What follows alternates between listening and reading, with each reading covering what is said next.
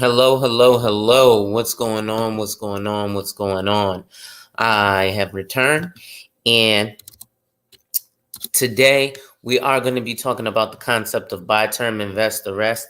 However, something has actually come across pretty much everyone's attention, which is the whole big debacle with Reddit and GameStop and Robinhood and investing and blah, blah, blah.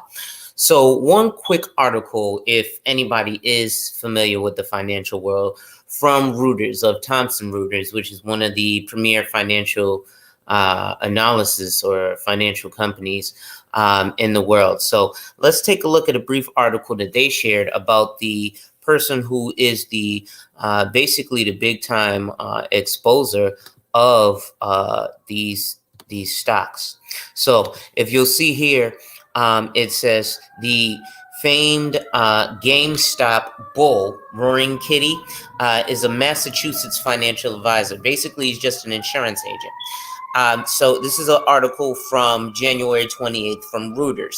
It says a YouTube streamer who helped drive a surge in the shares of GameStop Corp is a 34-year-old financial advisor from Massachusetts, and until recently worked for insurance giant Mass Mutual. Public records and social media posts show. Keith Patrick Gill is the person behind the Roaring Kitty YouTube streams, which, along with a string of posts by Reddit user Deep Fucking Value, helped attract a flood of retail cash into GameStop, burning hedge funds who had bet against the company and roiling the broader market. In his social media messages and videos, Gill repeatedly made the bull case for the beleaguered brick-and-mortar retailer and shared images of his trading account profit on the stock, sparking a following of like-minded GameStop enthusiasts. The saga had drawn the scrutiny of congressional lawmakers, the White House, the Securities Exchange Commission, and is being probed by the New York Attorney General.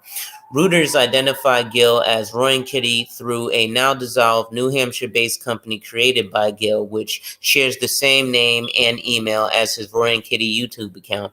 According to public records, the Daily Mail earlier on Thursday also identified Gill as both Roaring Kitty and Deep Fucking Value.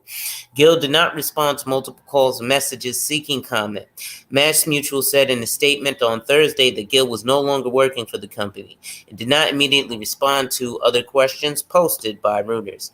On his YouTube stream, Gill says he shares his approach to investing to help set viewers on the right path to build their own investment process. I don't provide personal investment advice or stock recommendations during the streams, he adds.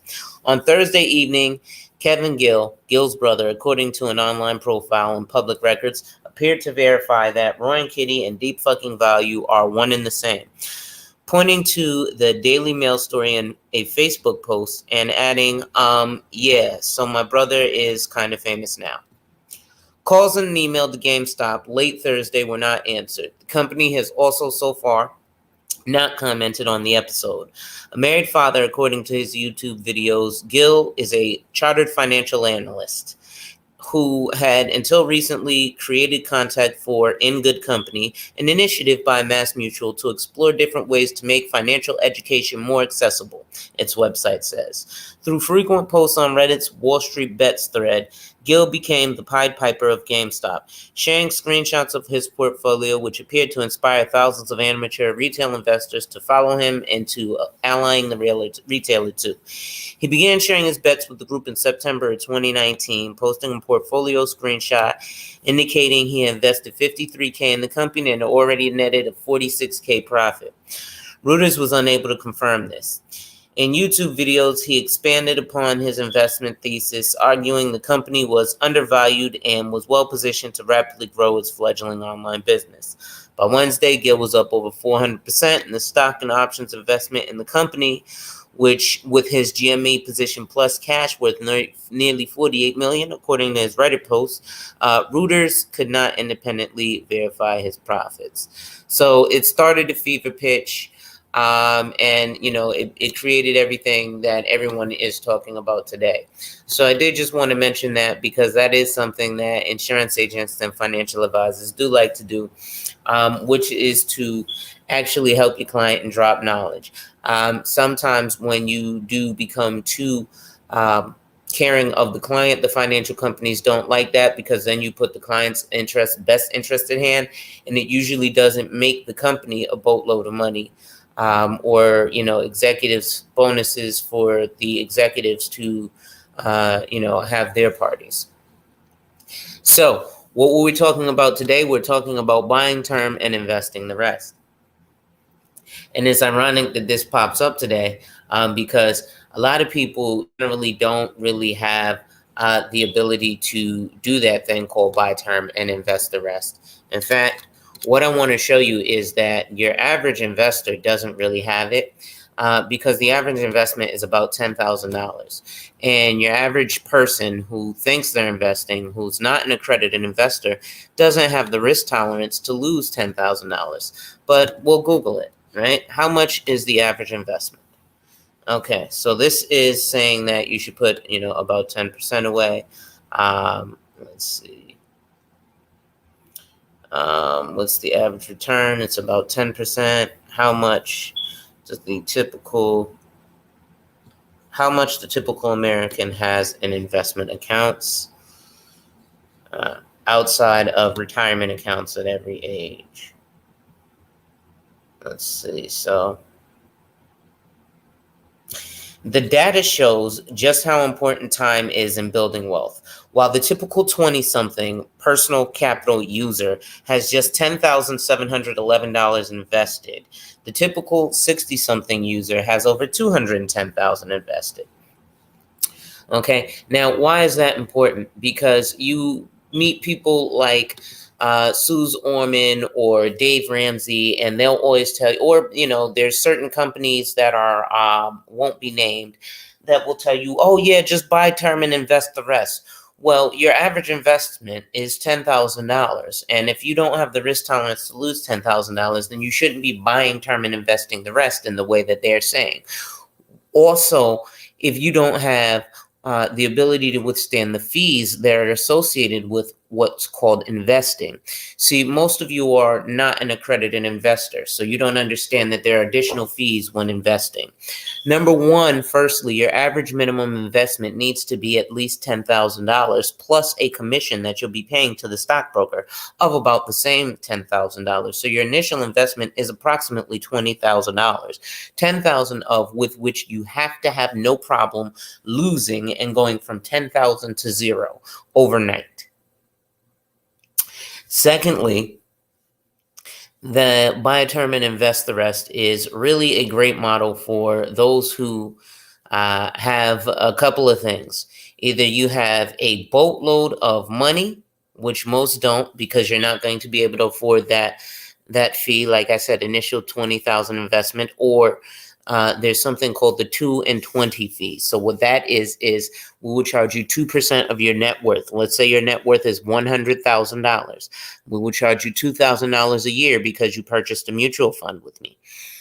That mutual fund, when you gain a percentage, let's say it goes up 10%, I'm taking 20% of that 10% every year that you gain a percent. So let's say you gain on a mutual fund an average of 3%, maybe 6%. I'm taking 20% of that, as well as 2% of your net worth annually. So it's attractive if you have large sums of money to throw at it, or you have large amounts of time. However, the difficulty with having large amounts of time is this. The longest term you can get is a 30-year term. So if you're 20 years old and you get a 30-year term, when you're 50, that term policy is executed and you now need another policy being so much older. The difficulty there is while you are so much older, you can't really when you're older, you can't qualify for the policy. Why can't you qualify for the policy for it to be less? Because your health has changed. So not that you can't, but you may not qualify for the policy because your health may have changed. Now, if you remain, a superhuman vegan and you're Tom Brady and eat avocado ice cream for your whole life, then great. But your average American isn't doing that. So now briefly, what I want to do is, like I said, I want to show you the idea of buy term and invest the rest. So the age thing is a problem because, if you have that time, you may not qualify. And if you have a lot of money, again, if you're at an age where you have a lot of money, it will be an expensive policy, but you're not going to build the cash value that you would by doing it younger. So what we're going to do today is we're going to create an illustration, and I'm going to show you how to buy term and invest the rest. This is going to be really brief. My main important part was actually showing you about the fact that the person who blew up that stock market was just a life insurance agent for Mass Mutual. He wasn't Well, he was a certified financial analyst, so he wasn't even a life insurance agent. All he did was basically he was an underwriter and counted your numbers. Okay, so now we're sharing the screen here. We're going to create a case here. We're going to create new for the blue blazer. And his birth date will be, what's today? January 29th? 29. We'll make him born in 1981. Right? So that's a 40-year-old male. Okay? Let's go ahead here and do this. And we're going to show you buy term and invest the rest. So let's say this 40-year-old male is married, wife, and 2 kids. Makes $50,000 a year. Rent is $1,000 a year. Car payment for 2 cars plus insurance is rent is $1,000 a month. Car payment for 2 cars plus insurance is $1,000 a month. That's his car, his wife's car. Additional bills are, an additional $500 a month. So what's that? Almost $36,000 of the maybe $40,000 that he'll actually bring home. A little less than 40, but anyway. So let's say he wants to leave 20 years of his income because his youngest child is 4 years old. So $50,000 a year is, for 20 years, $1 million. So he's going to be applying for $1 million worth of life insurance. Now let's see what that looks like here. Is this screen sharing? No, my screen is not sharing. Why is my screen not sharing? There we go. I don't know why that happened. My screen stopped sharing. Okay, so as you can see here, we have, okay, it's sharing. So he's a 40-year-old, wife and kids, so that whole scenario. So $50,000 a year for 20 years.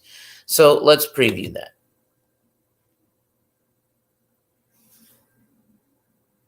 So let's say after sitting down with his financial advisor, he finds out that he has $1,000 a month of expendable income.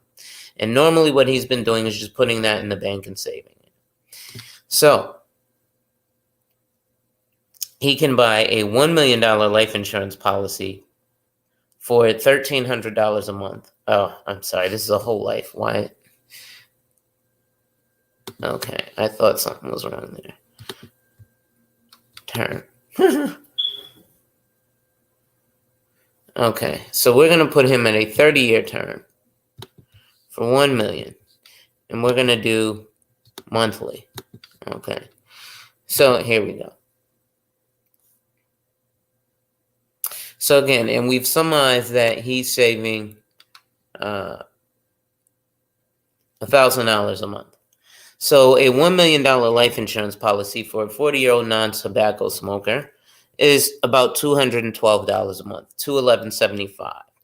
Okay, and that's going to cover him for the next 30 years. So from 40 till 70, if he dies, his family, his wife and kids will receive 20 years of his income, $50,000 a year or $1 million a year. So that would be, if he dies tonight, his wife and kids will receive enough to make sure that they not only, one, bury him, but then have an additional 19 years of his $50,000 a year to carry them for the exact lifestyle that they have now. It won't help pay for college. It won't help pay off the mortgage. It won't help any of that, but it will at least continue the lifestyle that he works for. So we've summarized that he saves $1,000 a month. As a good financial advisor, they're going to tell you, well, of that $1,000, take $500, put it in the bank in a savings account right off the rip. So of that $500 a month that he has left over in expendables, he could just go and spend it on frivolous things. Now he's going to take $200 of that and put it on a life insurance policy. It's $1 million term. Oh, I'm done. Incorrect. You've bought term. Now the idea is to invest the rest. Now, a lot of people will tell you that you need to invest the rest by going into the stock market and all these volatile things. There's such a simpler way of doing that. What you can actually do is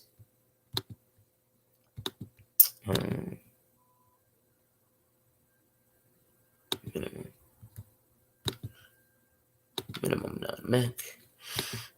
What you can actually do is put it in an indexed universal life insurance. Again, indexed, so it's tied to the capped S&P 500, and that current interest rate is a 6.4% cap. Okay, so right now you're growing at 6.4%. Okay, and it looks like your current year illustration rate low would be 4.35%. So if the stock market goes down, you're still okay because this is a fixed product. So we said he's going to put $212 into the into the term policy. So let's put the same $212 into the indexed universal life insurance policy, right? So that's going to leave him with $76 of expendable income at the end of the month. Now, with that $76, he can do whatever he wants. He can save it. He's already got $500 in savings. But with that $76, he can take that and, he can go buy French fries if he'd like. So now we're going to see here. Preview spending that saved $212. Right? Now, I want you to notice something that's different about both of these policies. Right here, this is the value plus term. What does it say? Affordable protection, flexible coverage, conversion opportunities. Now, this one says growth index UL provides protection, interest accumulation potential linked in part to equity indexes, and a guaranteed lifetime income. It also has a Care for Life rider. So what the Care for Life rider is you actually get living benefits. But this one is going to be with that $212. Now, this one only buys them $70,000 worth of life insurance, but it's not about the death benefit in this one. In this one, we're looking at investing the rest. So what is he doing? He bought a term policy, so now he invests the rest, right? Anything that happens to him, his family got his income for the next 20 years. After that, you don't really need to worry about it too much unless you're really concerned about legacy billing. So at the end of 10 years, he's laced out $25,440. However, he's got access to $27,000. So basically, he got paid $2,000 to have this life insurance policy. And if he decides to cancel it, he will get $26,825. So he basically, if he canceled it there, got paid $1,000 to have this life insurance policy. But again, we're buying term and invest in the rest. So again, this is a 30-year idea, right? So the same thing. Now, over the course of 30 years, you've had this life insurance policy, right? And over the course of 30 years, you're going to pay $211.75. So over the course of 10 years, you've paid $24,000 a year, right? And over the course of 10 years, you've paid $25,440. So about the same on both, right? Over the course of 10 years. So then on your term, you're still just $1 million, but you have no cash value. Over the course of 20, you spent $48,000, but you have no cash value. And over the course of 30 years, you spent $73,000, but you have no cash value. Now, when you turn 71 in year 31, you can purchase this life insurance policy again, but it will cost you for that 1 year $56,220. Now let's take a look at this because we're looking at, again, this 30-year strategy. Well, something happens here. At age 66, you've paid too much money into the policy. It's too cash rich. So it would become a modified endowment contract. So at the end of 30 years, you paid $63,600 into the policy, but at the end of the 30 years, if you cancel that policy, you've been paid almost $110,000 to have life insurance. And so that's called buying term and investing the rest. You see, you're investing it, and hey, along the way, God forbid, something happens to you and you have someone you do care about. As time goes, because you're building up so much cash value into this, again, you're not looking at this for the death benefit. But at year 30, remember, in the beginning, it was only $71,000 worth of death benefit. 30 years later, it's $283,000 worth of death benefit.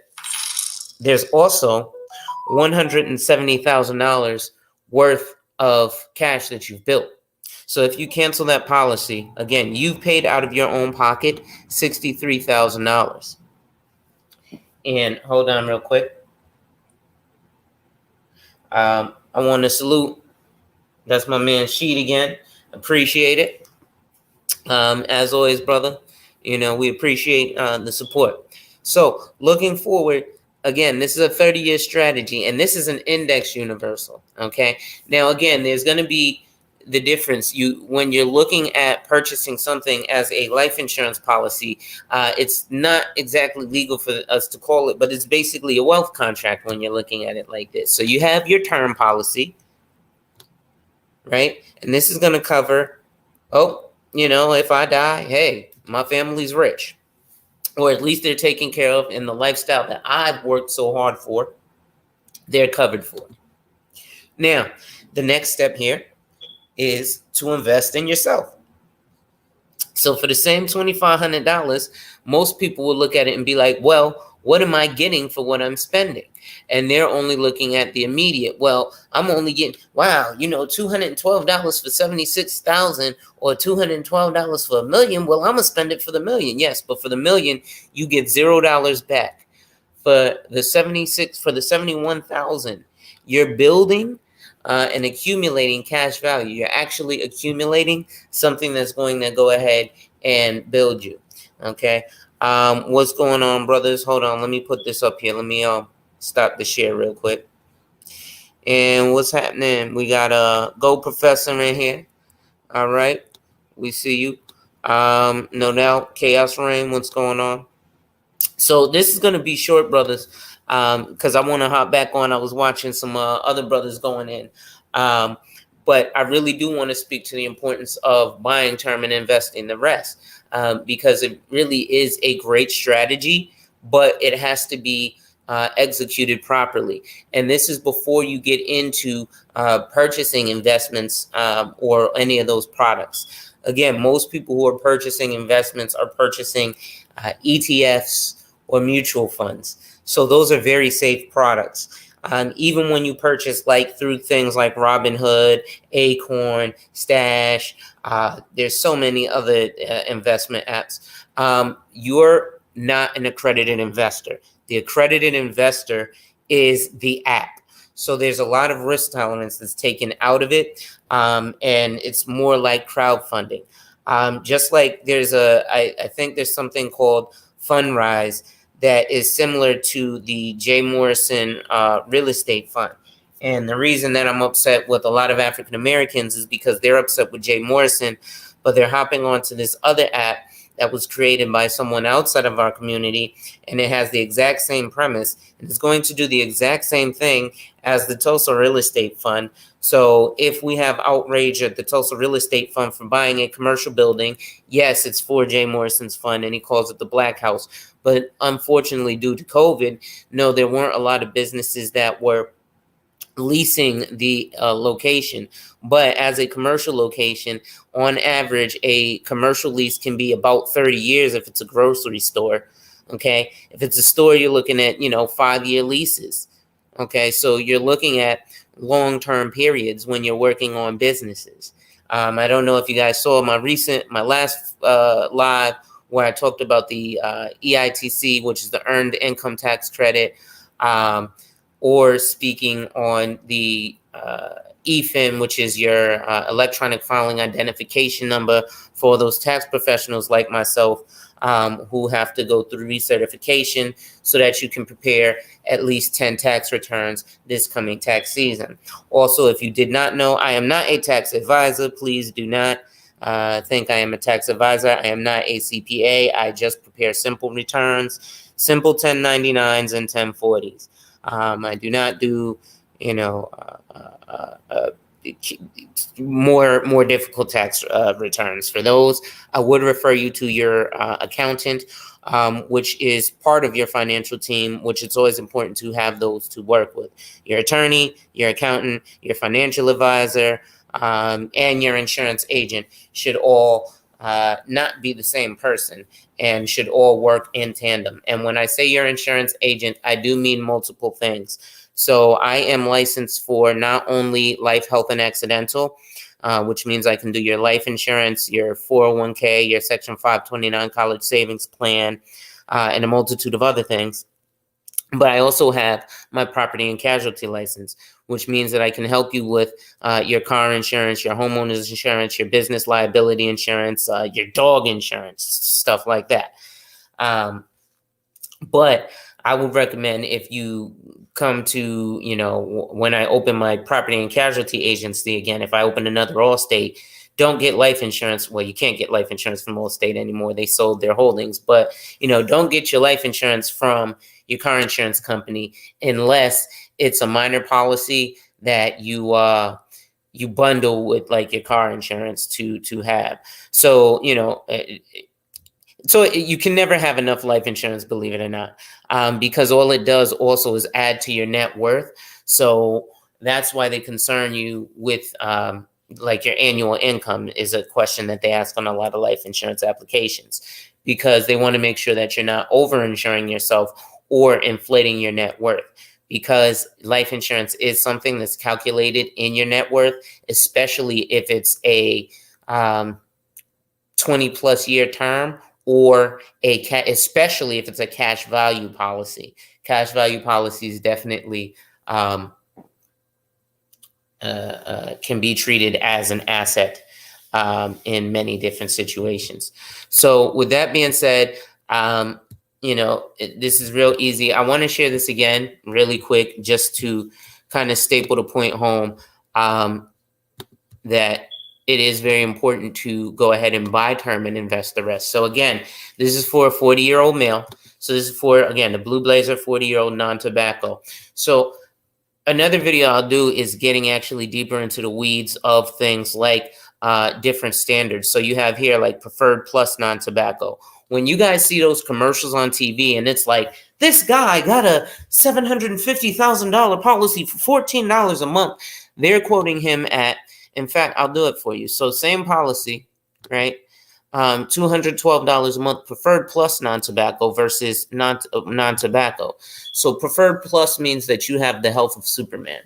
So they're going to give you more dollars of insurance coverage for less dollars of payment. So that same $212 would get you $100,000 at preferred plus, where that $212 only got you $70,000. That's a $30,000 difference of protection, of death benefit. But again, when we're looking at building cash value or an investment, then we're not looking at, the death benefit. So I'm going to take that out of there. But I just wanted to show you that actually health is wealth.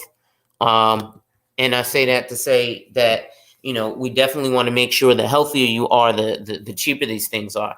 Now, another ill thing is, what I mentioned was you have your time horizon, right? So remember, this is for somebody who's 40. So at 40, right, like I said, what you want to do is you want to get it so you're younger, because the younger you are, the cheaper it is, right? Now, again, look here, we have a six. Actually, this is probably small for you to see.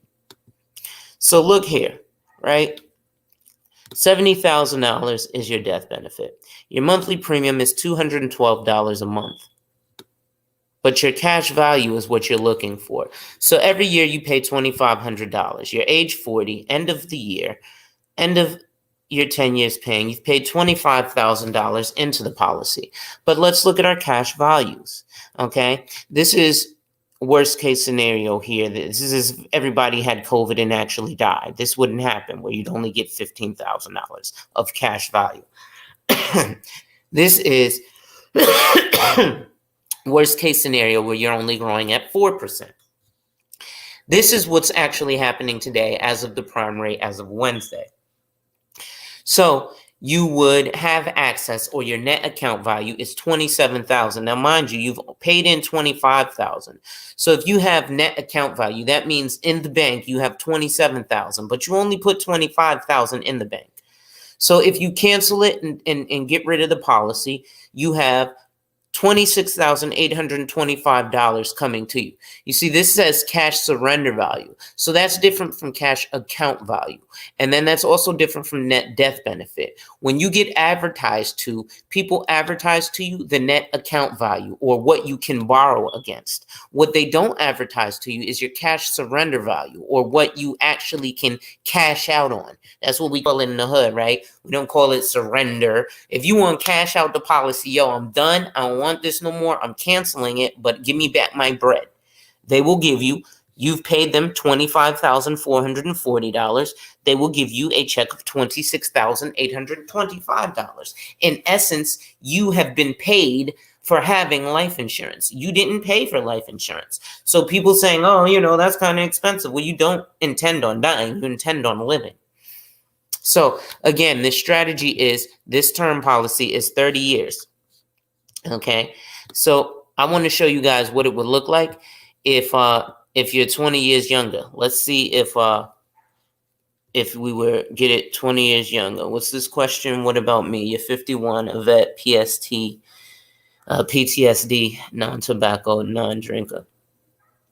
So that's actually an excellent question, Go Professor. And you know what? Let's run that illustration. How about that? So let me do it like this. How do I edit this client? Clients and cases. We're going to edit them right here. Modify. So the blue blazer right now is going to be 51. So what's that? 1971? 1969? 52, 1970. All right, 51. And if I'm not mistaken, you're in California. So let's see. Because each state also matters. Yeah, I know. Return. Okay, and let's do this, and we'll modify this one. So for someone older, again, we're going to use that same $212 a month. And again, we're going to look at a minimum non-MEC, or minimum non-modified endowment contract. Now, you're non-tobacco, but you're special class because you have PTSD. Now, PTSD is really going to depend on the severity of it. So you would get what's called the table rating. So a table rating is A through H, and depending on how much the severity of it is,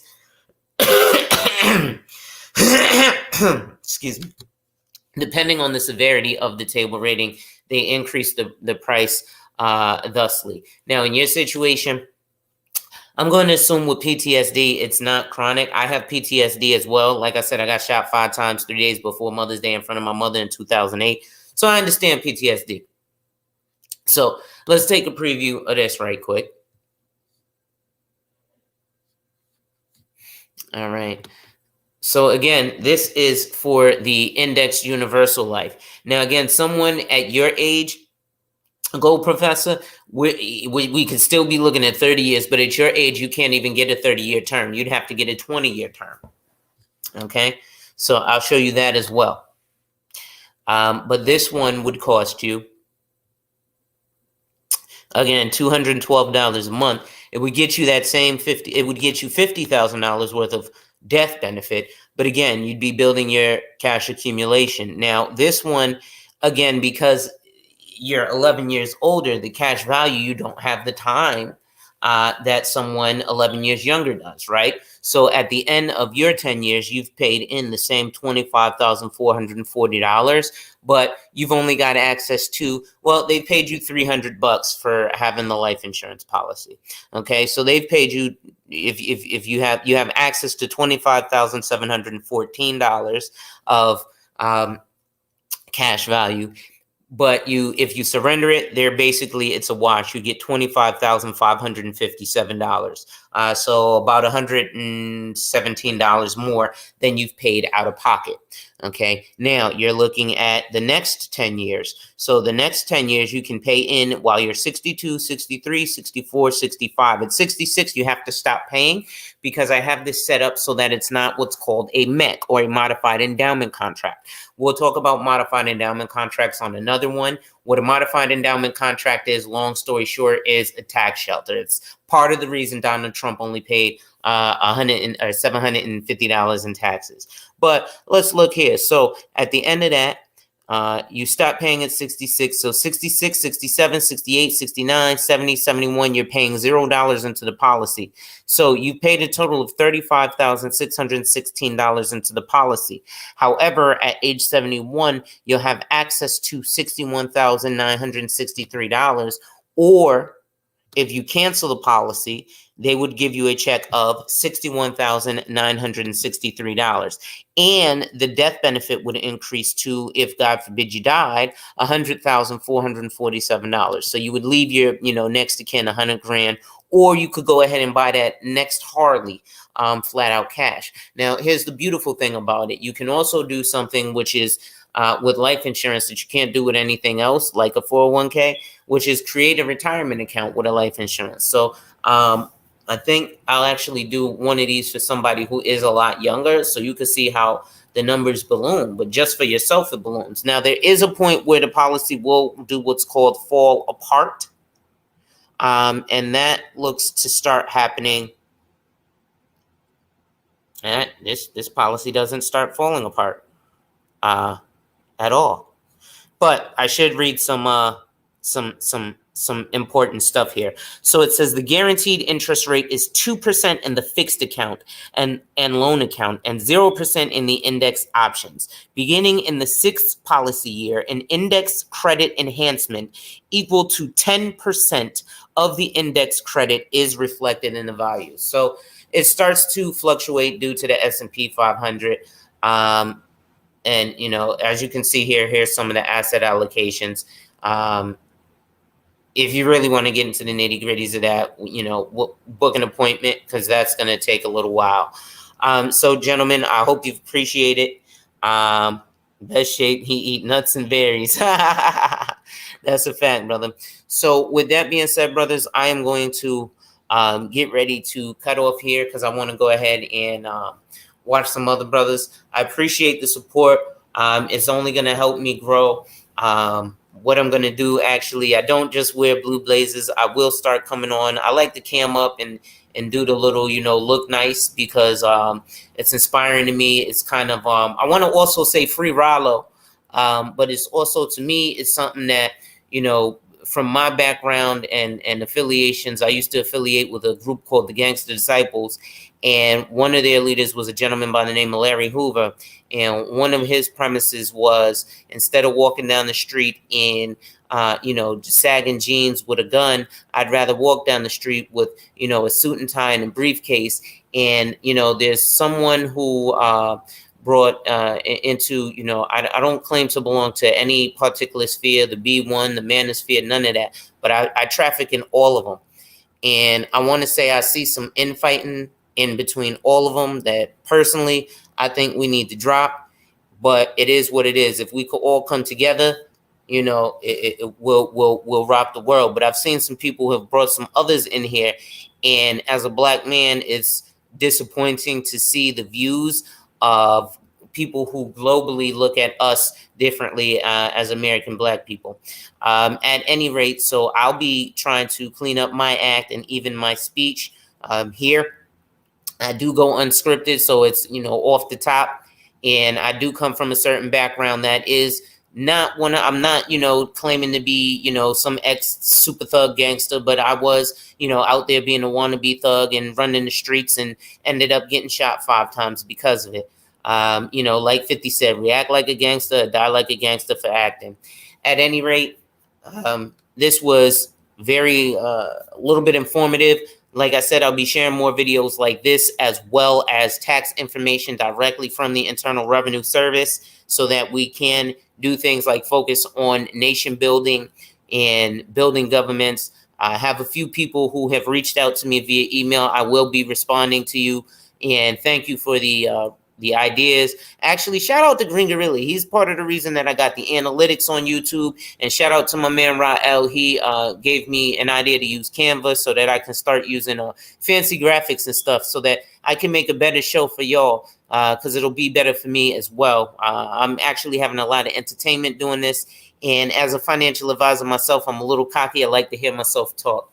With that being said, peace, power, one love, and enjoy life, everyone. I'm out.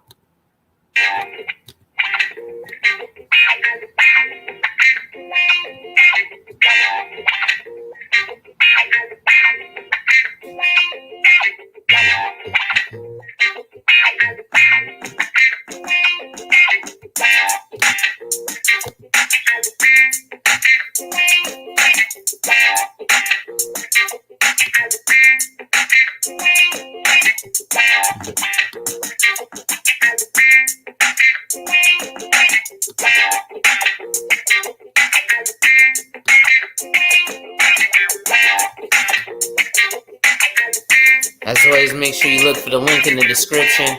Make sure you visit us online, cgwealth.financial. You can always check out my Instagram, ADH Wealth Solutions, or my Facebook, Ad Hawco. And you can always hit the Cash App. Make sure you like, comment, subscribe, share. If this is your first time in here, make sure you smash that like button and share this with your friends. And as always, tell a friend to tell a friend. Peace.